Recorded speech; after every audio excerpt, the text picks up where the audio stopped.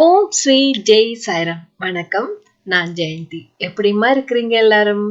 நான் உங்களுக்கு சொல்லியிருந்தேன் இல்லையா, ஒவ்வொரு கிழமையும் போடுவேன் இல்லை, என்னால முடியாம இருக்குமா. நான் பாபா செஞ்ச மகிமைகளை உங்களுக்கு சொல்லுவேன் நிச்சயமாட்டு சொல்லியிருந்தேன். என்ன மன்னிச்சிடுங்கம்மா, 2-3 கிழமையா உங்களுக்கு எபிசோட் போடல. இது அவர் தானே என்ன கைட் பண்றாரு இல்லையா, அதனால அப்பா கிட்ட நான் மன்னிப்பு கேட்கல. அப்பா தானே என்ன வழி நடத்திட்டு இருக்கிறார். இது இன்னைக்கு 28 ஜனவரி நடந்ததுதான். அது அன்னைக்கு வியாழக்கிழமையா இருக்கணும். அன்னைக்கு அப்பாவுக்கு அபிஷேகம் செஞ்சது எல்லாமே இதுல இருக்குது, போட்டோவும் இருக்குது, எழுதியும் வச்சிருக்கேம்மா. அப்பா சன்கிளாஸ் கேட்டிருந்தேன். நான் உங்களுக்கு அது போட்டோ போட்டிருப்பேன் போல இருக்குது. அவர் ஒளியில காட்டி இருந்தது. அதே மாதிரி நானும் சன்கிளாஸ் வேண்டி கொண்டு போடுறேன்ப்பான்னு சொல்லிட்டே இருந்தேன். சொன்ன மாதிரி அன்னைக்கு தான் நான் அவருக்கு போட்டிருக்கேன்டா போட்டோவில் இருக்குது. 28 ஜனவரி அப்பாவுக்கு அந்த சன்கிளாஸ் எடுத்து அப்புறம் போட்டோவுக்கு அப்படி பிடிச்சு வச்சு போட்ட மாதிரி போட்டு போட்டோ எடுத்திருந்தேன். இதுல போட்டோ இருக்குது பாருங்க. அந்த சன்கிளாஸ் அப்படியே அன்னைக்கே அப்பாவுக்கு சொன்னேன், நீங்க பெரிய ஆளா வந்தாப்பா நான் நிஜமாவே போட்டு விடுவேன். இது நீங்க கேட்டதுனால நான் வாங்கிட்டு வந்திருக்கேன். அதுல பாருங்க, அப்பா கேட்டது மட்டும் இல்ல, ஐபேட்ல காட்டுவாருன்னு நான் சொன்னேன் இல்லையா, முதலாவதா விழுந்திருக்குமெண்டு. அதுல பார்த்தா ஒரு சந்தனமலை பாபான்னு சொல்லி ஒரு கோயில் இருக்கு இல்லையா இந்தியாவுல, அந்த கோயில்ல அங்க தரிசிக்க வந்திருக்கிறாங்க பக்தர்கள். அதுல ஒரு குழந்தை சன்கிளாஸ் போட்டுட்டு வந்திருக்கா. அவர் மலேசியாவோ இன்னும் அங்கிங்கே வெளிநாட்டுல இருந்து வந்தவங்கன்னு சொல்லியிருந்தாங்க. அந்த குழந்தையோட கண்ணுல இருந்த கண்ணாடிய காணலன்னு அவர் சொல்லிட்டு இருக்காரு. அப்போ அவங்க எல்லாம் அந்த பாபாவை வணங்கிட்டு வெளியில போனப்பதான் அவர் காண இல்லைன்னு சொன்னார். அப்ப திருப்பி எங்க காணாம, அப்ப எங்கேயாவது வச்சிருப்பா அப்படின்னு சொல்லிட்டு அவங்க பாக்குறப்போ அங்க இருந்துச்சாமன்னு சொல்லி, அப்பா பாதத்தடியில இருந்துச்சாமன்னு சொல்லி எடுத்ததா சொன்னாங்க. ஏதோ அப்புறம் திருப்பி போடவும், திருப்பி வெளியில வர திருப்பியும் காணல அப்படிங்கிறது, திருப்பியும் அப்பா பாதத்துல இருந்ததுல அவங்களுக்கு அப்பா சன்கிளாஸ் கேட்கிறாரு அப்படின்னு அவங்களுக்கு தோணிச்சாம். அதனால புதுசா ஒன்று வாங்கிட்டு அப்பாவுக்கு வச்சுட்டு போனாங்க அப்படின்னு ஏதோ சொல்லியிருந்தார். அப்ப இது எதுக்கு என்ன பார்க்க வைக்கிறார் அப்பான்னு சொன்னா, எனக்கு வாங்கித்தாண்டு அப்பா, அது தான் கேட்டுட்டு இருந்தது உண்மைதான், நீ வாங்கித்தாண்டு கேட்ட மாதிரி எனக்கு இருந்துச்சு. அப்பா கேட்டுட்டாரு இல்லையா, அந்த சந்தோஷத்துல ஏற்கனவே வாங்கி வச்சிருந்தேன். முதல் நாள் வாங்கிட்டு வந்திருந்தேன். அன்னைக்கு வியாழக்கிழமை அப்பாக்கு அபிஷேகம் செஞ்சு அதுக்கப்புறம் அப்பாக்கு போட்டேம்மா. எனக்கு ரொம்ப சந்தோஷமா இருந்தது. என் மனசுக்கு ரொம்ப ஒரு எப்படி சொல்றது, அந்த அப்பா கேட்டதை நான் செஞ்சுட்டேன். ஒரு சந்தோஷம் என்ன, ஜனவரி மாதமே என்ன கேட்டுட்டே இருந்தார். ஜனவரி தொடக்கத்திலேயே என்ன கேட்டுட்டே இருந்தார், சன்கிளாஸ் வேணும்னு. அது ஒளியில் அப்படியே சன்கிளாஸ் மாதிரியே வந்திருந்துச்சு. போட்டோ இருக்கணும், இருந்தா எடுத்து போடுறீங்கம்மா. அவ்வளவு சந்தோஷம், எனக்கு மகிழ்ச்சி. அப்படி ஒரு இதை தந்திருந்தார் அப்பா. அதுக்கப்புறம் அன்னைக்கு அபிஷேகம் செய்யும் போது கூட நான் பூக்கள் போடுவேன் இல்லையா, பூக்களாலையும் அபிஷேகம் செய்வேன். அந்த நேரத்துல அந்த ஒரு பூவை காணல. அப்போ என்ன ஆச்சுது, எங்க போச்சுது அப்படின்னு சொல்லி அப்பாவை தூக்கி கூட பார்த்தேன், காணல. தண்ணிக்குள்ளேயும் இல்ல.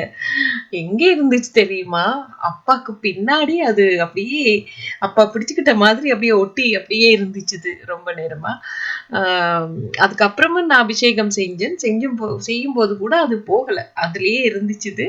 அப்படியே அப்பாவுக்கு அபிஷேகம் எல்லாம் செய்து முடிச்சிட்டு அப்பாவுக்கு ஆர்த்தி செஞ்சணுமா. ஆர்த்தி செஞ்சதுக்கு அப்புறம் பார்த்தா ஒளியில ஒரே குருவிகள் தான் வந்துட்டு இருந்துச்சு.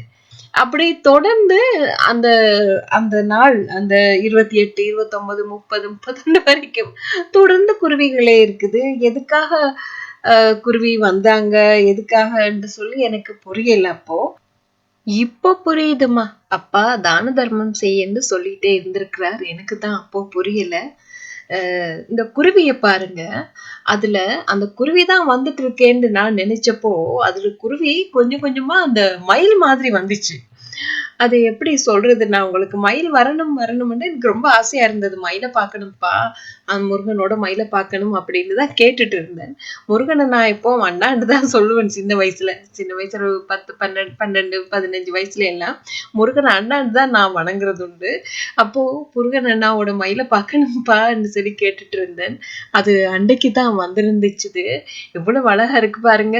அந்த போட்டோ போடுறேன்னு இதுல போட்டோ எடுக்கும்போது மயிலோட அந்த முகம் வந்து வடிவா தெரியல, ஒளி வந்து அப்படி மறைச்சிருச்சு. மற்றபடி ரொம்ப அழகா இருந்துச்சுமா, மயில் மாதிரியே வந்திருந்துச்சுது.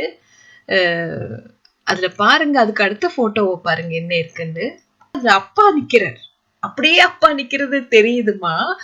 அதுல நான் அரோ போட்டிருக்கேன், அந்த பக்கமா பாத்தீங்கன்னா தான் தெரியும் உங்களுக்கு. அப்பா பாருங்க, அப்பா தலையில கட்டி இருக்கு அந்த துணி கூட இருக்குது. அப்பா என்னோட மகன் முகத்தை அப்படியே பிடிச்சிருக்கிற மாதிரி, 2 கைகளாலையும் அவன் முகத்தை அப்படியே பிடிச்சிருக்கிறார். அவன் குழந்தையா இருக்கும் போது இருந்த முகம் தெரியுது எனக்கு. அப்படியே பாருங்க, அவர் தலையில கட்டிருக்க துணி கூட அப்படியே தெரியுது, அவரோட முகம் எல்லாம் வடிவா தெரியுது. அவருடைய கால் மாட்டுல வந்து வைரவரன் நிக்கிறார். அதுல வைரவரோட கண்களை பாருங்க, ரொம்ப பவர்ஃபுல்லா இருக்குது. அந்த நேரத்துல அவன் சின்ன சின்ன ஆக்சிடென்ட்கள் நடந்தது. ஆனா அந்த நேரத்துல ஏதோ நடந்திருக்குது. அதுக்குதான் அப்பா அங்க என்னோட மகனும் வந்திருக்கிறான். அதுல வந்து பாருங்க, அதுல ஒரு போட்டோ பாருங்க இருக்குது. அதுல வைரவரும் வந்திருக்கார் ஒளியில. வைரவரோட முகம் அப்படியே தெரியுது. அவர் முகத்துக்கு மேலேயும் குருவிதான் நிக்குது. இதுக்கு என்ன சொல்றார் பாபான்னு எனக்கு புரியல. பாபா ஒருவேளை குருவிக்கு சாப்பாடு போடுன்னு சொல்றாரா, இல்ல குருவிய கவனின்னு சொல்றாரா, என்ன ஏதுன்னு எனக்கே புரியல. இப்போ கொஞ்ச நாளா எனக்கு குருவிக்கு கூட சாப்பாடு போட முடியல. எங்க வீடு கொஞ்சம் இது பண்ண, என்னோட ஹஸ்பண்ட் வந்து வீட்டுக்கு வெளியிலேயும் எல்லாம் என்ன சொல்றது, டைல்ஸ் போட்டு எல்லாம் செய்துட்டார்.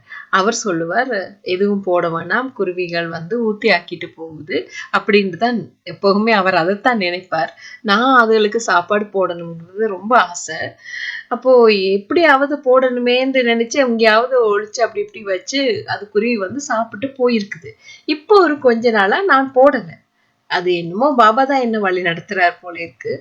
பார்த்தா அந்த இப்போ வியாழக்கிழமை தான் நடந்துச்சு. வியாழக்கிழமை ஒரு குருவி வந்து, நான் அப்பான்னு சொல்லுவேன் இல்லையா, மஞ்சள் கலர் முன்னுக்கு மட்டும் இருக்கும், சிட்டுக்குருவி தான் வந்து அந்த மதிலுக்கு மேல இருந்து, நான் கிச்சன்ல இருக்கிறேன், ஒரே ஏதோ சொல்லிட்டே இருக்குது. அப்ப எனக்கு என் காதுல அதே தான் போயிட்டு இருக்குது. அப்போ நான் என்ன என்ன குருவி என்னங்க வந்து நிக்குது அப்படின்னு சொல்லி எட்டி பாக்குறேன்.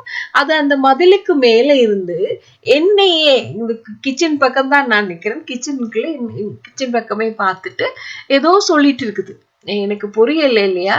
அப்போ ஒருவேளை அந்த குருவியை பார்க்கும்போது ரொம்ப பாவமா இருந்தது. ரொம்ப எப்படி சொல்றது, ரொம்ப ஃப்ரெஷ்ஷா இல்ல, ரொம்ப வாடி போய் அப்படி ஊத்தியாகி அப்படி இருந்துச்சு. அப்போ எனக்கு கவலையா இருந்துச்சு. ஒருவேளை அப்பா இதுக்குத்தான் எனக்கு அடிக்கடி சொல்றாரோன்னு நினைச்சிட்டு, குருவிக்கு சாப்பாடு கொஞ்ச நாளா நான் போடலை இல்லையா, அதுக்குத்தான் ஞாபகப்படுத்துறாருன்ட்டு ஓடி வந்து குருவிக்கு சாப்பாடு எடுத்துட்டு போனப்போ அங்க அது போயிடுச்சு, அது இல்ல.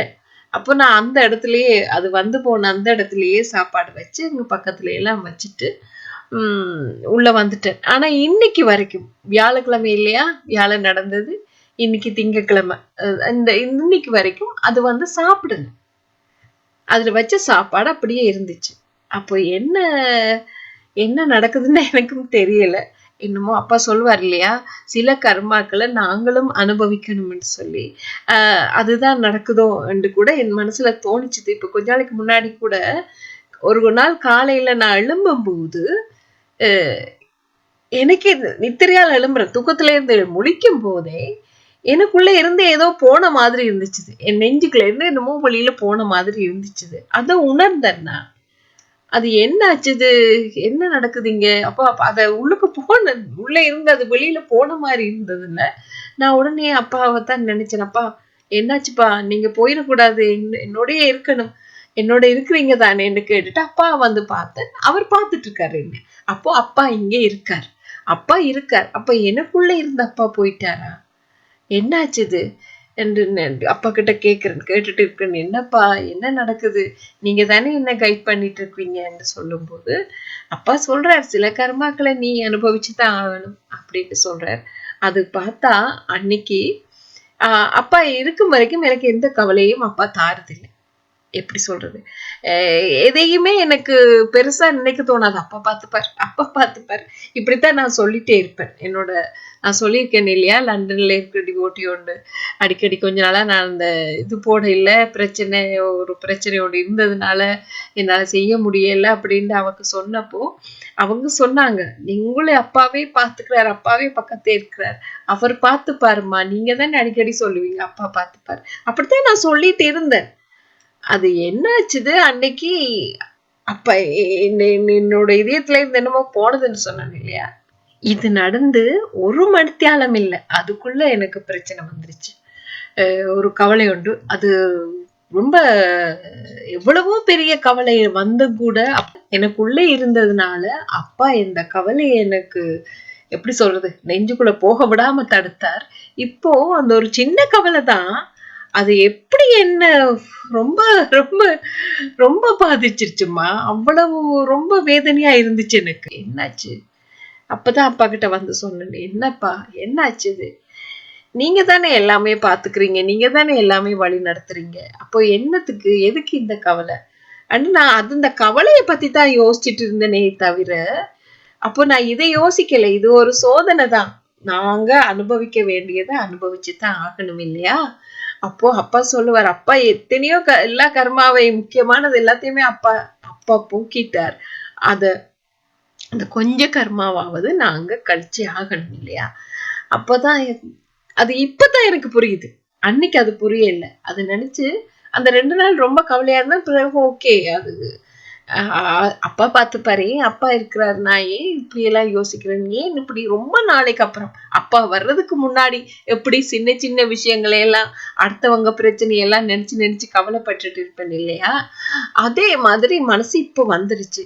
என்னாச்சுது, என்ன அப்பா ஏதோ நல்லதுக்கு தான் செய்யறார், சரி எல்லாமே அப்பா பார்த்து பார்த்தானே அப்படின்னு சொல்லி என் மனசை தேட்டிக்கிட்டேன். சரியா, அதுதான்மா நடந்துச்சு.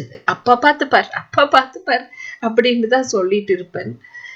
இப்போ கொஞ்ச நாளா எனக்கு நடக்கிறது நினைக்கும் போது அப்பா கிட்ட சொல்லுவேன், என்னப்பா எதுக்குப்பா, நான் அனுபவிக்க வேண்டியது நான் அனுபவிச்சுதானே ஆகணும், நான் அனுபவிக்கிறேன். அது தாங்கிக்கிற சக்தியை நீங்க எனக்கு மட்டும் இல்லை எல்லாருக்கும் கொடுக்கணும். அந்த இந்த கர்மாக்களை நாங்க தாங்கிக்கணும். அப்பா சொல்றாரு இல்லையா, நாங்களும் தாங்கிக்கணும். அதை தாங்கிக்கிற சக்தியை நீங்க தான் கொடுக்கணும் எல்லாருக்கும் என்று சொல்லுவேன். ஆனா எனக்கு பெருசா எதுவும் இல்லை, என்னோட பிரச்சனையும் இல்லை, எல்லாமே அப்பா தான் பாத்துக்கிறார். அந்த எதுக்காக அந்த வேதனை என்று சொன்னா, அந்த கால கிரகங்களின் மாற்றங்கள் இல்லையா, அது நடந்தே ஆகும், நடக்க வேணும், நடந்தே ஆகும். இவ்வளவு நாளும் அப்பா வந்த நாள்ல இருந்து 2000ல வந்தாருன்னு சொன்னேன் இல்லையா, ஏப்ரல் மேக்குள்ள வந்தார் என்னட்ட, எனக்குள்ளேயே இருந்து என்ன பாதுகாத்துட்டு இருந்தார் இல்லையா. இப்போ எனக்குள்ள இருந்து கொஞ்ச நாள் வெளியில போயிருக்கார். என்னத்துக்குன்னு சொன்னா, சில கர்மாக்களை நாங்களும் அனுபவிச்சுதான் ஆகணும் என்று அப்பா அடிக்கடி சொல்லுவார். அது மாதிரி நானும் அனுபவிக்கணும் இல்லையா, அதுக்காக அதை என்னை விட்டு கொஞ்ச நாள் வெளியில போயிருக்கார். மறுபடி வந்துட்டார். நான் உணர்றேன், அப்பா என்கிட்ட வந்துட்டார். அந்த கொஞ்ச நாள் என்ன ரொம்ப வேதனையா இருந்தது. ஆனா அது சோதனை தாங்கிறத அப்பா எனக்கு உணர்த்தி இருந்தார். இப்ப புரிஞ்சுதுமா. அதை எப்படி நாங்க மறக்கிறோம் இல்லையா. அப்படித்தான் எல்லா டிவோட்டிஸும் என்னோட கதைக்கும் போது, அவங்க பிரார்த்தனை வைங்கன்னு சொல்லும் போது, அவங்க பிரார்த்தனையை கேட்கும் போது, இதுதான் சின்ன சின்ன பிரச்சனைகளோட அவங்களுக்கு பெருசா தெரிய வைக்கிறாங்க. பெரிய பிரச்சனைகள் எதுவுமே இல்லை, அதுதான் காரணம். நான் அப்போ அதுதான் சொல்லிட்டு இருப்பேன். அப்பாவுக்கு முன்னாடி இருந்துதான் நான் சொல்லிட்டு இருப்பேன்.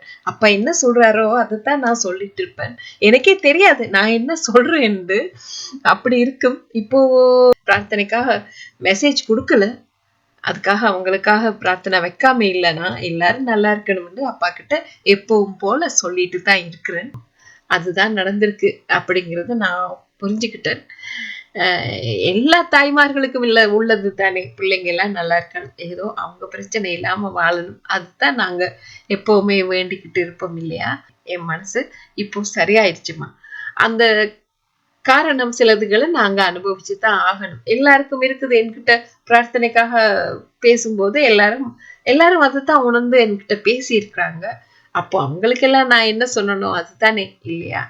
அப்போ நான் ரொம்ப சீக்கிரமா எனக்கு அப்பா அதை புரிய வச்சுட்டார். எல்லாம் நல்லதுக்கு தான், என்ன நடக்குதோ அது நடந்தே தீரும். எப்பவும் காலையில் எழுப்பினதும் எது உங்களோடதோ அது உங்களுடைய இருக்கும். நீங்க நினைச்சாலும் நினைக்காட்டிக்கும் அது உங்களுடைய இருக்கும் இல்லையா? அது மாதிரி தான் எல்லாமே நல்லதே நடக்கும். என் பாபா பாதுகாப்பார். நிச்சயமா அது நல்லதே நடக்கும். இப்போ லக்ஷ்மி அம்மா தீபத்துல தான் வந்திருந்தது அந்த குருவி. அது மட்டும் இல்ல, அந்த குருவிக்கு கீழே பாருங்க, அதுல ஒரு முகம் தெரியுது. அது வைரவரோட முகம்மா, அப்படியே தெரியுது அவரோட முகம். அதுல அவர் பல்லெல்லாம் தெரியுது எனக்கு. அவர் பல்ல கூட காட்டிட்டு இருக்கார். கோவமா இருக்கிறாரா என்னன்னு எனக்கு தெரியல. அப்படி இருக்கிறார்.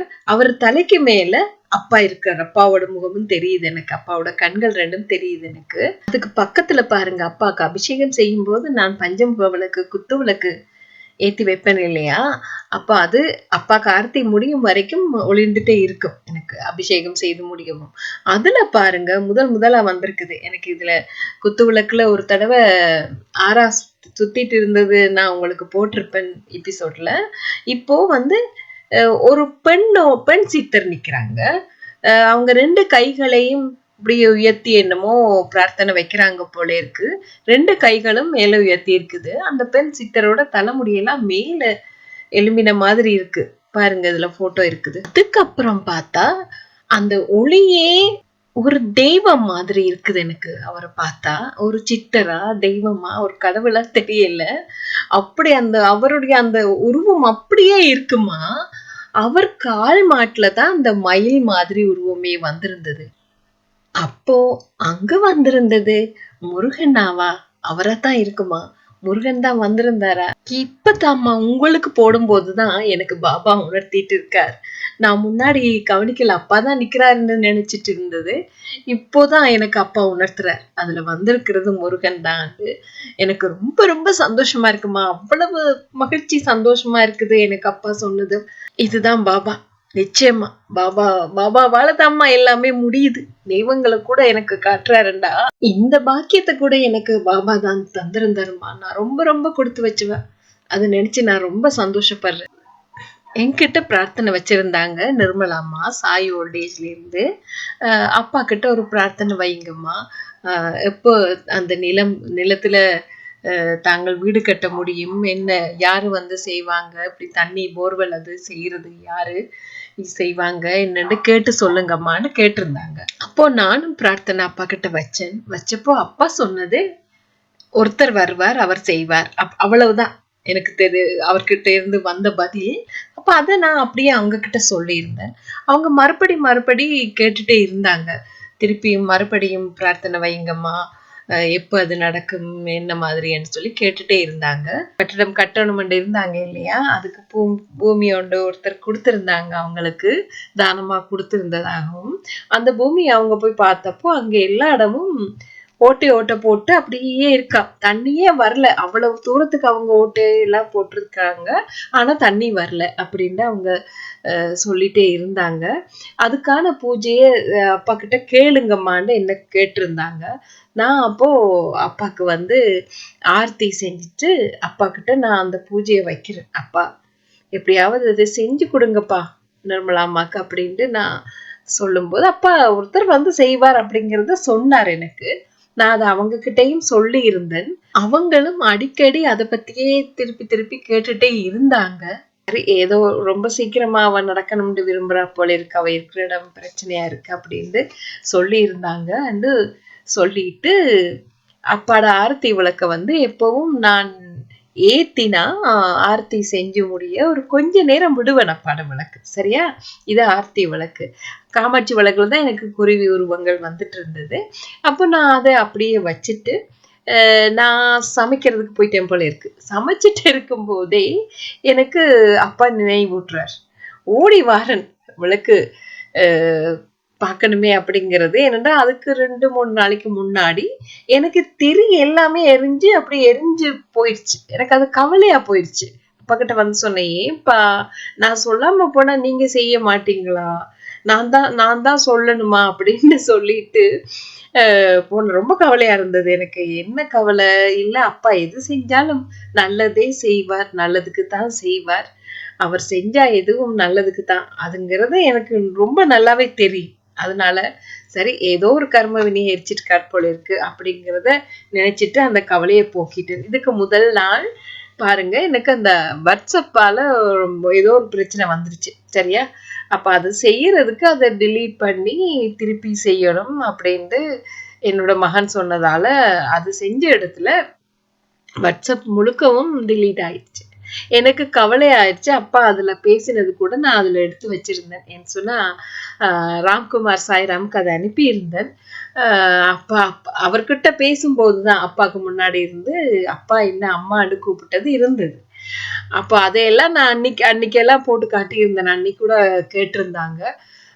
ஓ கேக்குது, அம்மான்னு கூப்பிடுறது கேக்குது. நான் சொன்னேன் இது அப்பா தான் கூப்பிட்டு இருக்காரு, வீட்டுல யாருமே இல்லை, அப்பா முன்னாடி இருந்துதான் அந்த சத்தம் மெல்லிய சத்தம் கேக்குது, அப்பா முன்னாடி இருந்துதான் நான் யாருக்கிட்டையும் முக்கியமான விஷயங்கள் பேசுறதா இருந்தா அதுல இருந்துதான் பேசுவேன். அதுதான் நடந்திருக்கு. அப்பா அப்பா கூப்பிட்டு இருக்காருன்னு சொல்லி ரொம்ப சந்தோஷமா இதை நான் பேசிட்டு இருக்கும் போதே நான் உணர்ந்தேன். அப்ப யாரு எங்க கூப்பிடுறாங்கன்னு சொல்லி அப்ப நான் அப்பா போட்டோஸ் எல்லாத்தையுமே தான் பார்த்தேன். எந்த அப்பா கூப்பிட்டாரு, என்ன ஆச்சுது, யாரு கூப்பிட்டாங்கன்னு கொஞ்ச நேரம் என்னையே மறக்க வச்சுட்டார். பாபா வழக்கமா செய்யறது அது தானே, நேரம் வந்து என்ன மறக்க வச்சுட்டாரு இல்லையா, அவர் தான் சொல்லி. அது மாதிரி தான் நடந்தது.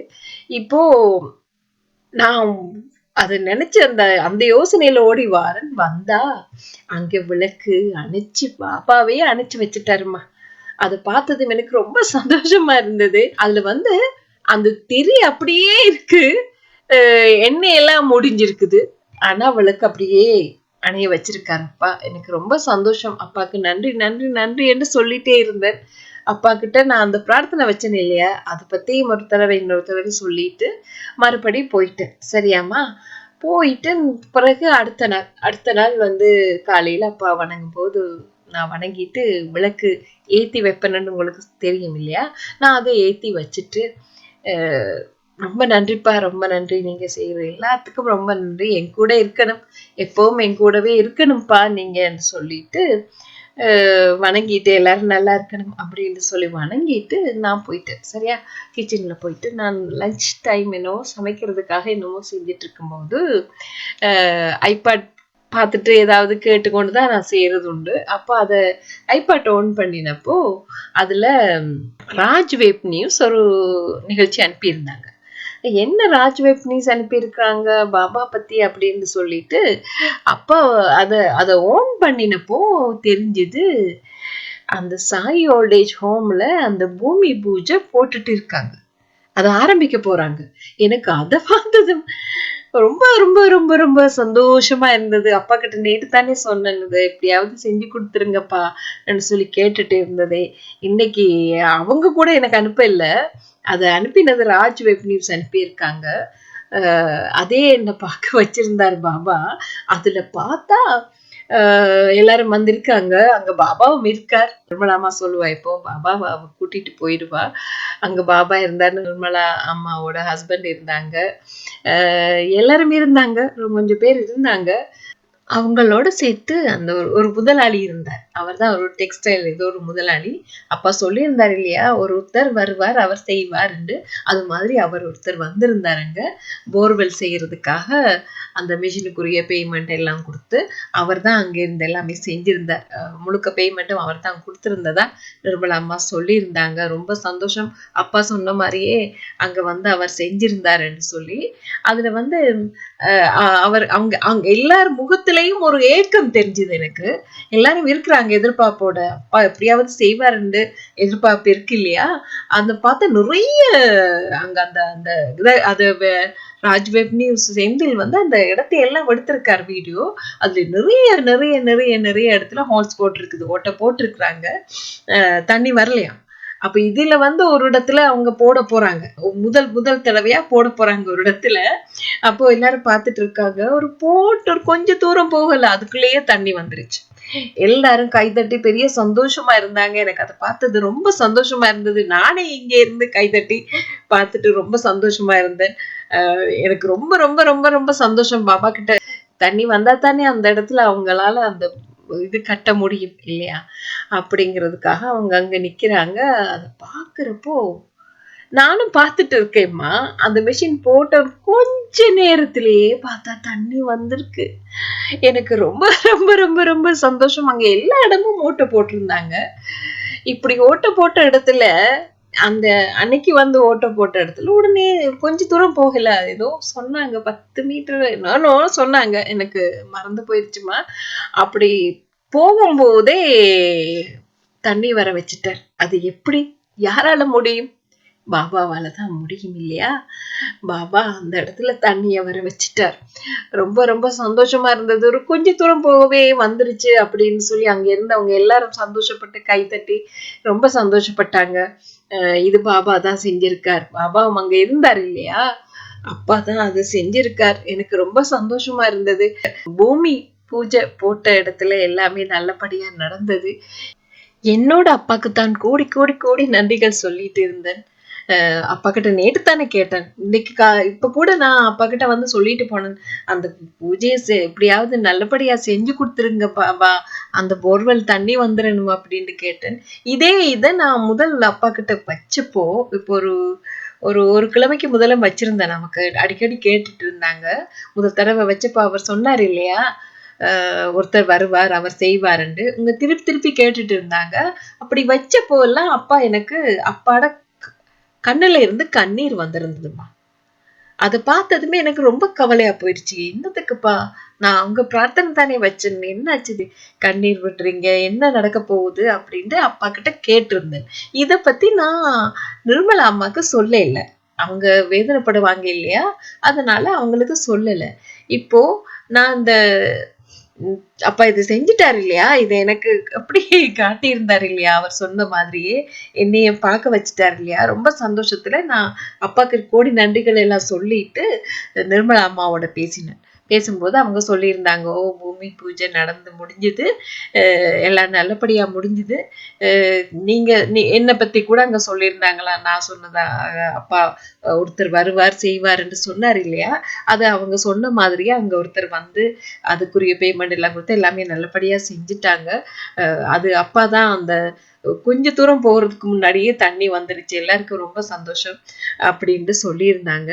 இதுல வந்து அப்போ நான் சொல்லியிருந்தேன், என்னமோ தெரியல அப்பா கண்ணுல இருந்து கண்ணீர் வந்துச்சுமா, என்னத்துக்குன்னு எனக்கு தெரியலன்னு அப்பா அவங்க பேசினப்போதான் நான் இத பத்தி சொல்றேன். சோகமா கேட்டாங்க, எதுக்கு அப்பா அழுகுறாருன்னு கேளுங்க அவர்கிட்ட என்று சொல்லி கேட்டிருந்தாங்க.